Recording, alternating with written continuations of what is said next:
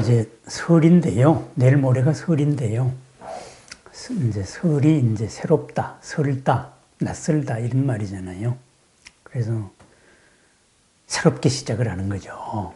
새롭게 시작을 한다 그래서 오늘은 이제 부처님 말씀 가운데 전도서는 부처님께서 불법을 전하시오라고 했던 거, 불법을 전하라고 했던 그 전도선언을 다시 한 번 더 복습을 한번 해보겠습니다. 부처님은 시작은 이제 뭔가 갑갑한 이제 괴로움에서 시작했습니다. 그죠? 우리가 볼 때는 괴로움도 아닌데, 일단 본인에서는 무지하게 괴로웠겠죠. 예? 근본 원리가 뭐냐? 왜 태어나서 죽어야 되느냐? 이런 거를 아주 갑갑해 하셨으니까. 그랬는데, 일단은 이제 개인적인 괴로움에서 시작을 했단 말이죠. 이랬는데, 그 괴로움을 마침내 풀었어요. 그죠? 그래가지고 평안을 얻었어요. 궁극의 진리를 깨달으셨단 말이죠. 그러면은, 깨달았으니까 이제 법의 그 기쁨에 취해가지고 이러고 계시다가, 이제, 그걸 이제 법을 설하세요. 그래서, 그럼 설해야 되겠다. 이렇게 해서 이제 제자들한테 법을 설했단 말이죠. 법을 설했으면 인연 있는 사람들한테 이렇게 법을 설했으면 됐는데 이것을 세상에다가 전해라. 60명이 됐을 때 전해라 그랬어요. 그럼 뭐예요? 세상에 전해야 되는 이유는 불법이 세상에 있어야 될 이유입니다. 그럼 거꾸로 말하자면은 후대에 우리 같은 사람들이 불교를 믿어야 될 이유가 바로 이 전도선언에 있는 겁니다. 거창하게 깨달아라, 괴로움에서 해방되라 이런 말도 말이 되겠지만은 이 포교선언에 나오는 말은 조금 다릅니다. 아주 적극적으로 이때가 이제 부처님이 처음으로 세상에 법을 전하시오 이렇게 해서 한 겁니다. 이것이 여러 경전에 나와 있는데 초기 경전에는 쌍유따니까야라고 있어요. 여기에는 올가미의 경전, 올가미의 가르침 이런 식으로 나와 있습니다. 쌍유따니까야 1권의 105번째 어떤 경에 해당된다. 이렇게 되어 있는데 이렇습니다. 한번 읽어보겠습니다. 나는 하늘나라의 올가미와 인간세계의 올가미, 그 모든 올가미에서 벗어났다. 수행승들이여 그대들도 하늘나라의 올가미, 인간의 올가미, 그리고 이 모든 올가미에서 벗어났다. 그게 첫 번째 얘기입니다. 이걸 해탈했다. 이런 말을 빨리 이제 원어로는 올가미에서 벗어났다. 이렇게 되어 있습니다. 원어가 올가미라는 말이 중요합니다. 모든 속박이죠. 그죠? 그 다음 번은 많은 사람들의 이익을 위하여, 많은 사람들이 안락을 위하여, 그리고 세상을 불쌍히 여겨, 세상을 연민히 보아서 하늘 사람과 인간의 이익과 안락을 위하여 길을 떠나라. 그러면은 불법인 세상 사람들한테 이익을 주어야 된다. 그리고 안락, 평안, 행복을 줘야 된다. 그리고 이렇게 올가미에서 벗어난 깨달은 사람들은 연민의 마음, 세상을 어여쁘게 여기는 마음을 가져야 된다. 이 말씀을 합니다. 그렇게 해서 길을 떠나라. 그럼 불법이 존재해야 되는 것은 이익과 안락입니다. 우리는 나의 이익과 나의 안락을 위해서 불법을 공부하는 겁니다. 부처님을 믿는 겁니다. 그리고 기도를 하는 겁니다. 그런데 어떻게 가야 되느냐? 둘이서 같은 길로 가지 마라. 그런 말을 합니다. 그 다음이 수행승들이요. 처음도 훌륭하고 중간도 훌륭하고 끝도 훌륭하고 그리고 의미와 표현이 일치하는 그러한 가르침을 설하고 그 다음번으로는 말만 하지 말고 완전히 원만하고 청정하고 거룩한 삶을 드러내 보여라. 이렇게 말합니다. 말 그대로 그 평안하고 이익된 삶을 드러내 보여라. 그랬습니다. 세상에는 티끌이 거의 없는 사람들도 있는데 그들은 가르침을 듣지 못했기 때문에 쇠퇴하고 있다. 그들이 가르침을 들으면 알 수 있다. 나도 역시 가르침을 펴기 위해서 우르벨라의 세나니 마을로 가겠다. 60명이 60방향으로 흩어지는 겁니다. 이때 천신 가운데 제일 나쁜 신, 악마의 신인 파순이죠. 빠삐만이 말했습니다. 그대는 모든 올가미에 묶여 있다. 하늘의 것이든 인간의 것이든 그대는 거대한 올가미에 묶여 있다. 그래서 수행자여, 그대는 빠삐만, 내게서 벗어날 수 없다. 이렇게 말하니까 부처님이 말했습니다. 나는 모든 올가미에서 벗어났다. 하늘의 것이든 인간의 것이든 나는 거대한 올가미에서 벗어났다. 죽음의 신이여 그대는 패했다. 이래서 빠삐만이 슬퍼하면서 도망쳤다. 이렇게 되어 있습니다. 파순이 유혹을 못하고 간 거죠. 그러면 여기서 한번 생각해 봅시다. 우리는 나는 내가 하고 싶은 대로 산다. 이렇게 사는데 부처님이 보시기에는 우리는 뭔가 올가미에 걸려 있는 거예요. 한계 속의 삶을 사는 거예요. 올가미 속에 묶여 있으면서 그것이 올가미라고 모르는 겁니다. 그런 삶을 살아요. 그런데 부처님께서 이제 깨달으시고 그리고 모든 세계, 3계의 모든 세계를 다 보고 나니까 사람들도 천신들도 전부 다 올가미 속에 묶여 살더라. 그것을 풀어줄 방법을 찾았다. 올가미에서 풀리면은 끌려다니는 일이 없을 거 아니에요. 피동적으로 살지 않을 거 아니에요. 그죠? 그리고 내가 하고자 하는 일을 했는데 그것이 나한테 괴로움으로 이렇게 돌아오는 일은 없을 거 아닙니까? 즐거워서 한 일이 즐겁게 항상 영원히 끝나야지 이게 뒤통수를 친단 말이죠. 이런 일이 없을 거 아니에요. 그래서 올가미 이겁니다. 그리고 올가미를 풀렸다. 모든 속박에서 풀렸다. 이것을 해탈이라고 말합니다. 해탈. 그건 깨달음이다. 그런데 깨달음이라는 것보다 해탈이라는 말이 올가미라는 말이 올가미에서 풀려남. 이게 더 구체적이죠. 근데 이렇게 말하니까 빠삐만이 그렇게 말합니다. 그대는 올가미들이 묶여 있다. 올가미에서 못 벗어난다. 하고 한 번 더 겁을 주는 겁니다. 그럼 올가미에 묶여 있는 자는 뭐냐? 뭔가 자기가 좋아하는 집착에 걸려 있으니까 이게 바로 파순에서 빠삐만에서 벗어날 수가 없는 겁니다. 걔는 상대가 원하는 걸 가지고 미끼 삼아 가지고 상대를 딱 구속시켜 버린다 이거죠. 그러면은 못 벗어나는 거죠. 근데 부처님은 아니다 이렇게 말했습니다. 그러면은 우리가 왜 올가미에 못 벗어나는가 이거를 단순하게 한번 생각을 해보십시다. 유식에서는 이렇게 말해요. 우리는 기세관, 이건 유식이 아니고 불교의 세계관이죠. 우리는 공업으로서 만들어진 이 기세관, 세간을 담는 그릇 속을 살고 있습니다.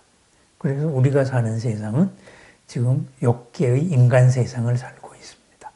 인간 세계라는 이제 공통된 세간을 살고 있습니다. 그러면은 그 세간을 살고 있는 나는 뭐냐? 나는 내 세간을 살고 있습니다. 그러면 내가 사는데 왜 내 세간을 산다고 하느냐?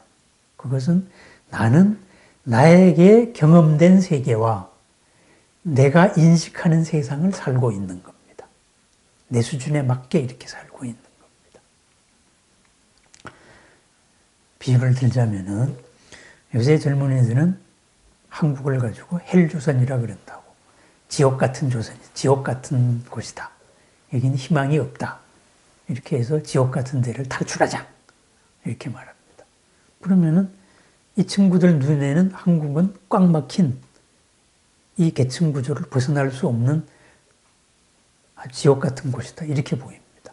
그런데 이 한국을 찾아가지고 한국의 코리안 드림을 꿈꾸고 수많은 사람들이 한국을 찾아옵니다. 그것은 꼭 무슨 뭐 우리보다 못 사는 나라의 노동자들로만 찾아오는 거 아닙니다. 여기 우리 코엑스나 이런 데 가다가 보면 얼마나 많은 외국인을 아주 만나봅니까? 그죠? 그 사람들 나름으로 한국의 꿈을 찾아온 거예요. 노동자가 아니고 하이클래스도 한국에서 기회를 잡으러 온 겁니다. 그러면 그 사람들 눈에 볼 때는 한국은 헬조선이 아니에요. 기회의 땅이에요. 저 나라에서 못했던 거가 여기서 이루어질 수 있는 거거든요. 그러니까 각자가 나의 업을 통해 가지고 바라보는 세상, 이것을 가지고 세간이라고 말합니다. 그래서 자기는 자기 세간을 삽니다. 그러면은 공통된 세간은 이러고 있는데 나라는 세간은 어째서 있느냐? 내 경험 세계, 나의 인식 세계, 이거는 어떻게 있느냐? 그것은 인식하는 기준이 있기 때문에 그런 거죠. 그 기준이 바로 자기의 업입니다. 이 업이 순간순간 솟아올라와 가지고 생각을 결정하는 거죠. 그래서 우리는 생각을 하는 게 아니고 이 업을 대상으로 해서 생각이 일어나는 겁니다. 생각이 일어나 가지고 자기식으로 보는 거예요. 자기식으로. 그러니까 하나를 보고 하나를 들어도 다 다릅니다. 그러면은 우리가 눈으로 보고, 그죠? 안이비 설신의, 눈기 코여 몸, 생각, 이것으로서 대상으로서 받아들이는 게 다 다르단 말이죠. 그 다 다른 속성을 가지고 뭐라고 하느냐, 그걸 유식에서 변계 소집성이라고 말합니다. 두루두루 개탁, 헤아린다는 게 두루두루 생각한다는 것이 전부 다 집착하는 바로 이루어져 있다. 그래서 변계 소집성이라고 말합니다. 자기식으로 본다 이 말입니다.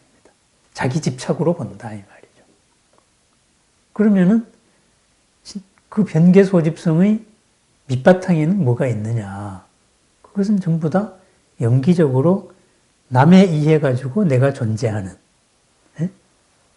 무엇에 의해 가지고 존재하는 이루는 거에 모든 걸 바탕을 두고 있다 이 말입니다.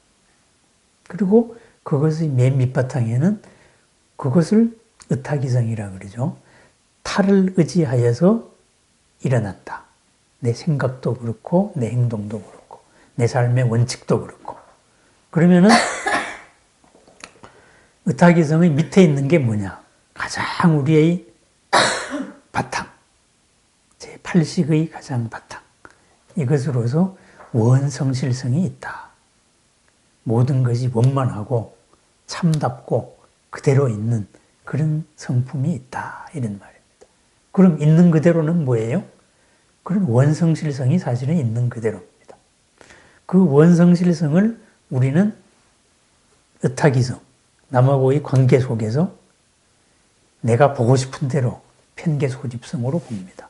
그래서 각자가 다 같은 세상을 살면서 다 다른 거예요. 그럼 눈으로 보는 것만 그렇습니까? 듣는 것도 그렇습니다. 같은 말 듣고 다 다릅니다. 느낌도 그렇습니다. 안, 이비, 설신, 의가 다 그런 거예요. 느낌도 어떤 사람은 듣고 이거 촉감이 좋다 이렇게 말하는데 어떤 사람은 듣고 아이고 징그러워 꼭 무슨 뱀 같아 뭐 이런 식으로. 어떤 사람은 참 시원하고 좋다 뭐 이런 식으로 다 다릅니다. 음악도 마찬가지고 그게 전부 다 자기의 집착하는 바, 업에 집착하는 바대로 본다 이거죠. 그러면은 있는 걸 있는 그대로 보려면 어떻게 해야 되겠습니까? 이 업에 집착하는 바대로 보면은 안 되는 거예요. 내한테 번뜩 떠올려 가지고 내 생각이 첫 번째 일어나는 생각대로 그게 다다. 내 눈에 보이는 게 다다. 이렇게 보면은 안 되는 거죠. 그죠? 그러면은 우리가 있는 걸 있는 그대로 봤을 때 어떤 현상이 일어나느냐. 그것이 성소작지. 내 시선이 닿는 데마다, 내 손이 닿는 데마다, 내 몸이 닿는 데마다, 내 생각이 마주치는 데마다 거기에서 전부 다 참다운 지혜가 일어난다. 이 말이에요. 수행을 하면 그렇게 된대요. 점점 더 가까워지면은. 그러면은 요걸 한번 예를 들어 가지고 한번 보십시다. 흔히 보통 고전적으로 예를 들 때에는 지 고집대로 본다. 지 업대로 본다. 요 변개소집성을 이런 걸로 이제 옛날식이니까 이런 식으로 설명을 합니다. 길을 가다가 또는 탁 이제 방문을 나섰는데 앞에 뭐가 구불렁거리는 게 착 있는 거예요, 밤에. 이래가지고, 아이고, 뱀이다! 이래가지고 놀래가지고 이제 막 병을 얻었어요. 놀랬어요. 내 눈은 뱀으로 보였어요. 예? 예를 들면은, 뭐 이제 물을 한 잔이 있는데, 이게 딱 저거 대청에 실형줄 같은 게 있었는데, 그게 달빛에 비쳐가지고 있는데, 이 물을 먹었는데, 물을 먹고 보니까 물 속에 뭐가 있었어요. 아이고, 이게 벌레가 있었네. 뱀 같은 벌레가 있었네. 이렇게. 이게 지식으로 본 겁니다. 자기식으로. 어떤 뱀에 대한 콤플렉스나 이런 게 있다가 보니까 뭐 꾸불렁거리고 움직이는 거 보면은 이게 뱀같이 보이는 거예요. 그걸 또 뱀이라고 생각하니까 어떻게 됐어요? 아이고, 내가 뱀 같은 벌레를 먹었네. 뱀을 먹었네. 뭐, 저 뱀 내가 밟으면 큰일 나겠네. 이런 불안에서 시작해서 저걸 내가 먹었으니까 이제 병이 나겠네. 이런 것까지 다 생기는 겁니다. 그런데 정말로 자세하게 관찰을 해보니까 이것은 나의 내 기준이 얼핏 그렇게 판단을 한 거지, 그거를 버리고 있는 대로 보려고 이렇게 보니까 조건을 따져가지고 보니까 그게 모양은 뱀같이 보였는데 새끼줄이었더라 이거예요. 그죠? 그리고 얘들은 대청에 이렇게 매달린 실형줄이었다 이거죠. 아, 이게 줄이었구나. 이렇게. 그럼 어떻게 돼요? 그 줄이 내 물그릇에 비쳐가지고 내가 뭐를 먹었다고 생각하는, 그래가지고 생겼던 병들, 이런 게 없어질 거 아닙니까? 내가 헛거에다가 이렇게 당해 있었구나. 네, 없어지는 거. 있는 게 있는 그대로 보이는 겁니다. 그래서 이 의타기성을 모든 게 인연 따라 조건 속에서 이렇게 보는구나. 나의 조건, 바깥의 조건. 이렇게 해서 보는구나. 이러면은 마침내 원성실성으로 가는데, 그거의 단계가 성소작지. 있는 데마다 있는 그대로 보고. 거기서 지혜가 생기는 거죠. 이거를 뱀이라고 봤을 때는 불안, 이런 게 없어지는 거죠. 그 다음에는 묘관찰지. 그것을 하는 주체가 전부 다 뚜렷해지는 거예요. 이것을 우리 수행의 단계로 보면은 우리 보통 사람들은 전부 변개소집성으로 봅니다. 자기식으로 봅니다. 왜? 이 감각의 눈, 귀, 코, 혀, 몸, 생각, 이 6가지 밑바탕에 있는 제7식이 시키는 대로 하거든. 이게 나다. 이런 이제 굳건한 고집을 가지고 있거든요. 이게 나다 해가지고 나와 남의 확실한 구분, 내가 살기 위해서는 남을 어떻게 해야 된다. 이런 기준. 요거 자체도 사실은 조건 속에서 있는 거예요.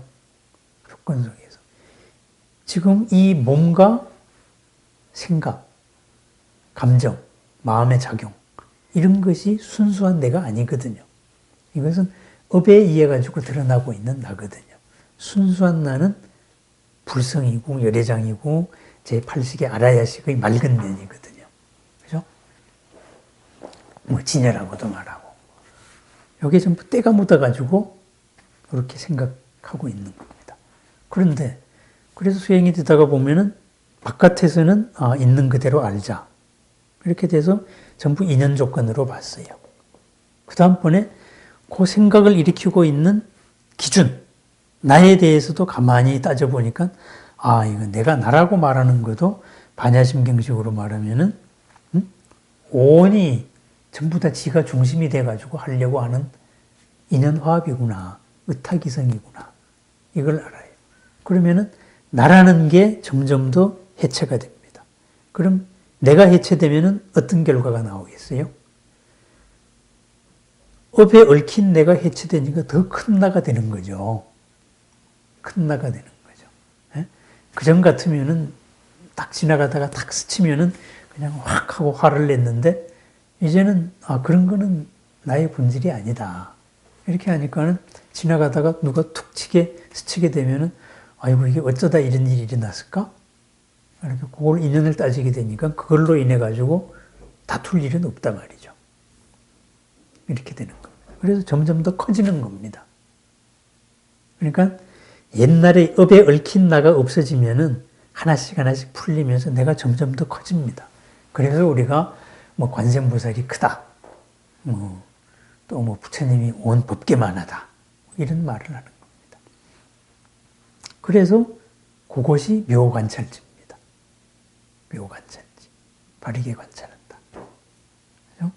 성소작지, 묘관찰지, 그 다음에 그렇게 해가지고 마침내 제8식의 순수한 모습이 점점 더 가까워진다. 네? 그럼 어떻게 되겠어요? 있는 게 있는 그대로 다 비추잖아요. 그것을 거울에다가 비교합니다. 그래서 대원경지입니다.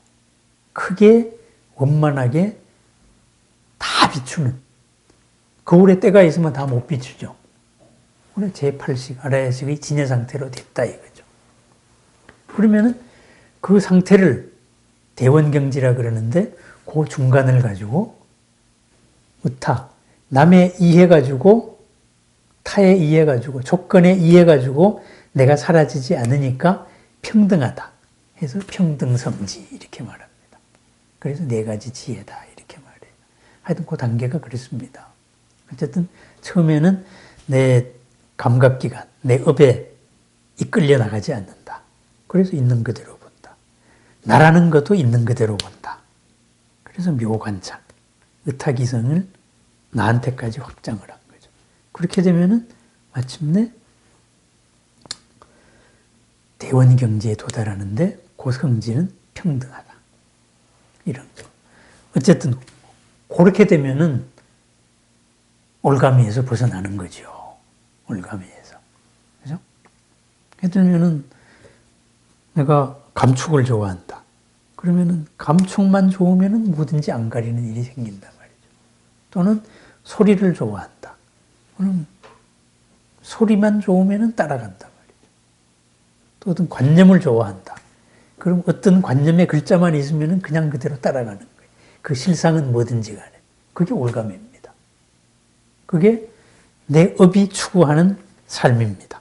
그래서 빠삐만이 말하기를 하늘이든 인간이든 모든 세상이 내 올가미에서 못 벗어난다 하는 말이 내가 아닌 걸 나라고 생각하기 때문에 딸개를 내가기 때문에 그렇다 이거거든요. 그래서 그곳에서 벗어났다. 그곳에서 벗어났다. 진리 그대로에 됐다. 자유로워졌다. 그것이 해탈입니다. 이 식으로 말하면은 올가미에서 벗어난 겁니다. 인간 세상에는 인간 세상에 당연한 올가미가 있습니다. 그러면은 천신의 세상에는 욕계 천신에는 거기서의 당연한 올가미가 있는 거예요. 차원이 다른 거죠. 인간 세상도 3만불 사회에는 3만불 사회의 당연한 게 있고 100불 사회에는 100불 사회의 당연한 게 있습니다. 다릅니다. 그게. 이런 식으로 각자의 올가미가 다릅니다. 어쨌든 이러한 수많은 기세관들이 있는데 인간 세상에서 하늘 세상까지 인간 세상에도 층층이 있고 이러고 있는데 거기서 벗어났다 이거죠. 그러면은 거기서 벗어난 삶은 어떠한 삶이냐? 그럼 거기서 벗어나 가지고 뿅 하니 이제 탁 사라져 가지고 혼자 그냥 없어진 세상을 말하느냐? 아니다 이거죠. 올가미에서 벗어나고 보니까 진짜 하는 일마다 이익되고 하는 일마다 안락하더라. 올가미에서 해탈의 세상은 해탈의 경지는 전부 다 이익되고 안락된 것들이다. 이거죠. 여기서 이익이라고 안락이라고 이익과 안락이라고 이제 번역을 했는데요. 이것은 뭐 여러 가지 번역이 있을 수 있습니다. 대표적인 번역이 이익과 안락입니다. 여기서 이익은 이제 복스러운 거, 온갖 공덕스러운 거, 이런 걸 다 말하는 겁니다. 그리고 안락이라고 말하는 것은, 그러니까 이익을 어떤 사람은 복지라고 번역하는 사람도 있어요. 웰페어, 뭐 이런 식으로도 번역을 하고 그러는데, 어쨌든 이로운 걸 말합니다. 그 다음 안락이라는 건 뭐예요? 평안이에요. 행복이에요. 행복. 그러면은 나한테 이롭고 행복한 거, 그것을 위해 가지고 이 법을 설해라 이 말입니다. 법을 설해라. 그럼 불법이 뭐냐? 수동적으로 말하면은 괴로움에서 벗어나는 게 불법입니다. 괴로움을 푸는 게 불법입니다. 능동적으로 말하면은 이익되고 안락된 삶, 안락한 삶, 행복한 삶을 사는 게 바로 불교의 가르침입니다. 그럼 불교를 배웠으면은 내가 나를 해치지는 말아야죠. 내가 나를 이롭게 한다 그러고 내가 나를 해치는 일은 없어야 됩니다. 그러면은 올가미에 걸려 있으면은 나를 이롭게 한다고 생각하는 일이 나를 해치는 일이 됩니다. 그런 건 안 하게 된다 이 말이에요. 마찬가지로 나를 평안하게 하는 일이라고 생각하면서 나를 해치는 일은 하지 않는다 이거예요. 길 가다가 뭐 시비가 붙었다. 그래가지고 괜히 이게 내 자존심을 상했다. 쓸데없는 싸움질은 안 한다 이 말이죠. 왜? 그게 나를 해치잖아요. 화낸 내가 싫고 상대가 화내니까는 또 올가미 한 개가 더 생기고 그런 건 안 한다 이거죠. 그래서 이 이익이라는 개념, 안락이라는 개념, 행복이라는 개념 때문에 나온 게 우리 불교의 계율들입니다. 계율. 그죠? 계율의 모든 원칙은, 계율의 원칙은 나를 해치는 일을 하지 말라 이 말입니다. 우리는 연기법이니까. 남을 해치게 되면 나를 해쳐요. 그런 거는 하지 말아요. 그러면은 무엇이 나를 위한다면서 나를 해치는 길이냐? 오늘 바로 지혜를 밝혀야죠. 그것은 업에 의한 기준에서 보는 게 아니고 있는 걸 있는 그대로 보는 반야의 지혜로 봐야 되는 거죠. 누가 나한테 큰 소리 쳤다 그래서 내가 큰 소리로 맞받아칠 이유가 없는 겁니다. 저 왜 큰 소리를 쳤을까? 이렇게 따져보는 겁니다. 조건을 보는 겁니다. 그러면 상대가 원하는 대로 내가 이끌려 나가지 않습니다. 그러면 상대의 올가미에 안 걸려드는 거죠. 그래서 그런데 우리 대부분의 사람들은 생각을 거꾸로 하고 있다. 자기 업을 기준으로 살고 있으니까. 그래서 전도몽상이라 그럽니다. 뒤집혀진 생각. 깨고 나면은 없는 꿈 같은 생각. 그죠? 전도몽상으로 이익과 안락을 추구하면은 꼭 탈이 나요. 거기서 전도몽상이 아닌 진정한 지혜로, 진정한 내 생각으로 한다. 이겁니다. 그런데 지금 이 장면은 법을 포교를 해라 해서 둘이서 같은 길을 가지 마라. 같은 방향을 두 사람이 가지 마라. 60명이 60방향으로 가자. 이 말입니다. 그런데 이것을 상징적으로 풀어보면 뭐냐? 어떻게 되냐? 같은 길을 두 사람이 가지 마라. 이것은 뭐예요? 혼자서 살아라 이 말입니다. 무엇에 의지하고 살지 말고 법 그대로 살아라 이 말입니다. 진리 그대로. 자유. 모든 가치가 내 마음의 진리, 진여에서 비롯돼 나와야 되고 모든 행동이 나의 원칙에서 두 발로 서가지고 살아야 된다. 남의 이해 가지고 사라지는 삶이 아니다 이거죠. 둘이 가게 되면 어떻게 돼요? 같은 방향을, 같은 길을 둘이 가면 둘이 의존하잖아요. 그죠? 그래서 이제 그런 개념을 말하는 겁니다. 원래 요 문맥상으로는 60명이 60방향, 온 세계에다가 법을 전하시오. 이익과 안락에 된 삶을 전하시오. 이 말이지만은 우리가 상징적으로 봤을 때는 항상 혼자서 살자. 혼자서 당당하게. 무엇에 의해 가지고 살려지는 삶, 조건 속에 갇혀 사는 삶은 살지 말자. 바로 이런 뜻이 되겠습니다. 그게 뭐냐? 그거는 우리 수준껏 인연 속에서 찾아내야죠. 조건 반사식으로 살면은 조건 속에 사는 겁니다. 근데 우리는 조건 반사식으로는 절대 안 산다 이 말이죠. 업에 의해서 안 산다 이거죠. 그렇게 해서 처음도 훌륭하고 중간도 훌륭하고 끝도 훌륭한 그런 법을 설해라. 의미와 표현이 일치하는 가르침을 설해라. 표리가 일치해야 된다 이 말입니다. 의미는 속에 있는 거잖아요. 표현은 겉에 있는 거잖아요. 표리가 하나인, 겉과 속이 하나인 가르침을 설해라. 그리고 그러한 삶을 드러내라. 그러한 삶을 살아라 이 말입니다. 속에 감춰놓은 뜻하고 겉으로 말하는 말하고 거의 대부분 다 다르죠. 네? 우리 세상은 욕심세계다가 보니까 다 그건 내세우는 거하고 속의 속셈은 다 다릅니다. 근데 그런 거 말고 그냥 이걸로 살아라 이렇게 말해요. 이래서 부처님은 나는 우르벨라의 세나니 마을로 가겠다 이렇게 말했습니다. 우르벨라의 세나니 마을에 누가 있었어요? 가섭사 형제가 있었잖아요. 그죠? 여기서 이 법을 설한 이 녹야원에서 세나니 마을까지가 여기서 대전 가는 거리보다 더 멀었습니다. 거의 김천 정도 됩니다. 대구까지는 안 되고. 그거를 땡볕에 걸어가신 거예요. 왜? 거기에는 그 지역에 왕사로 대접받고 있는 외도, 가섭사 형제들이 있었거든. 그러니까 부처님은 정법을 그 지역에서의 최고를 찾아간 겁니다. 최고를. 그렇게 해서 가섭과 만나는 이것도 있는데 어쨌든 그건 부처님 얘기고 오늘 우리 설을 맞아가지고 우리가 왜 불교를 공부해야 되느냐, 왜 부처님한테 기도해야 되느냐 이것을 다시 한번 확인하자 이거죠. 그러면은 내가 당연하다고 생각하는 것 속에 안이비설신이 이 속에 내 업이 있고 그게 바로 내 올감입니다. 상대는 그 올가미를 믿기로 해가지고 요빠삐만이 말하듯이 너는 거기 걸려있어 하고 나를 딱 낚아채려고 그럽니다. 항상 그것을 다시 살펴봐야 됩니다. 정말로 내가 하고자 하는 일이 진정으로 나에게 이로운 일인가? 진정으로 나에게 안락한 일인가? 그리고 내가 내 주위에서 내 가족이나 내 동료나 이런 데에서 정말로 이익되게 하기 위해서 사는가?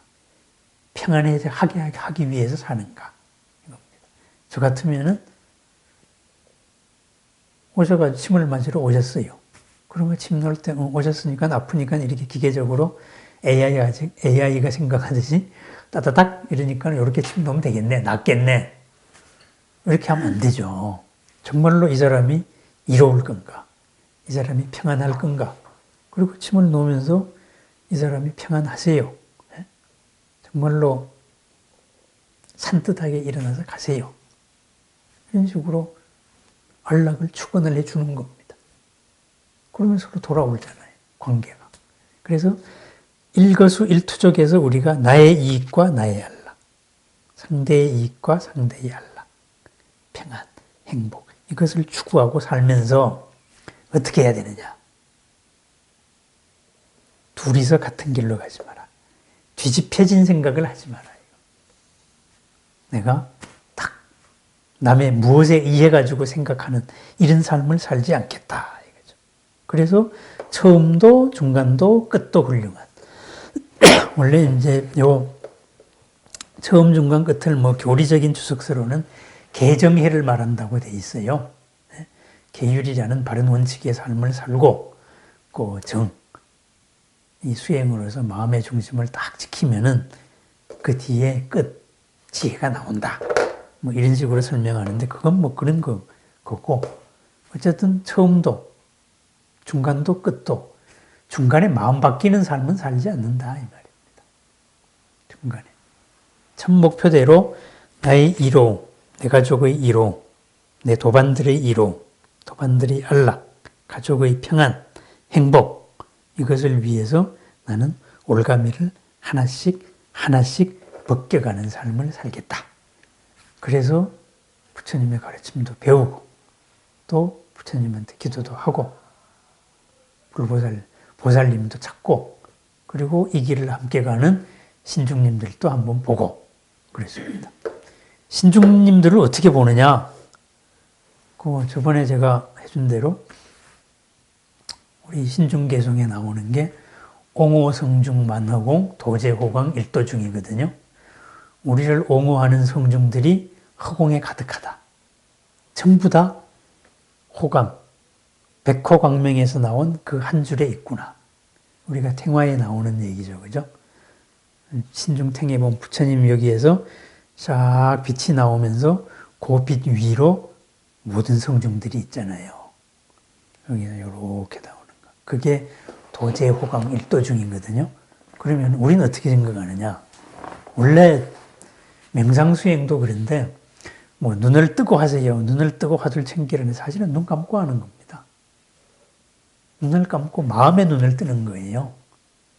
눈 감으면 존다 그러는데 그게 수행이죠. 앉아야죠. 이러고 자세를 딱 잡고 마음의 눈으로 그럼 마음의 눈이 어디 있어요? 요 미간의 백호에 있습니다. 마음의 눈으로 백호에 있으니까 어떻게 돼요? 내 시선이 자동적으로 눈에서 약간 위로 올라가죠. 그러면 시선이 이렇게 15도 정도가 탁 올라가는 게 가장 사람이 편안한 자세입니다. 그래서 마음의 눈으로서 기도를 하기 전에 신중기도다. 그러면은 온갖 신중들이 이 허공에 다 찼다. 나와 함께 하고 있다. 신중을 청했으니까 마음의 눈을 다 함께 있는 불보살 기도할 때도 그랬습니다. 관세음 기도한다. 백천삼매와 백천 성중들과 함께 관세음보살이 있는 그래서 관세음보살. 마음의 눈으로 보면 거기 쫙 함께 있는 겁니다. 그래서 기도를 할 때에도 오로지 심심상계 옥호강 염념분리 금색상 생각이 금빛 터락에서 나오는 광명에 이어져 있고 그리고 금빛 모습을 벗어나지 않는다 그러죠. 그러니까 마음으로 이렇게 쫙 한 이 분위기 속에서 아미타불, 관세음보살 아니면 화엄성중 이런 식으로 기도를 하는 겁니다. 그래 다음부터는요 기도하실 때 꼭 그렇게 시작은 그렇게 한번 하고 하세요. 이렇게 해서 합장을 하고 관세음보살이나 아니면 신중기도를 할 때 착 장면을 떠올리는 겁니다. 이렇게 해서 눈을 감고 시선을 딱 15도 위로 눈동자를 약간 올리면서 정말 온 허공에 가득한 이 신중들을 생각해 보는 거예요. 불보살이 자비, 우리 탱화에서 보는 장면을 딱 생각하고 거기에 집중을 하는 수행을 합니다. 발언을 하고.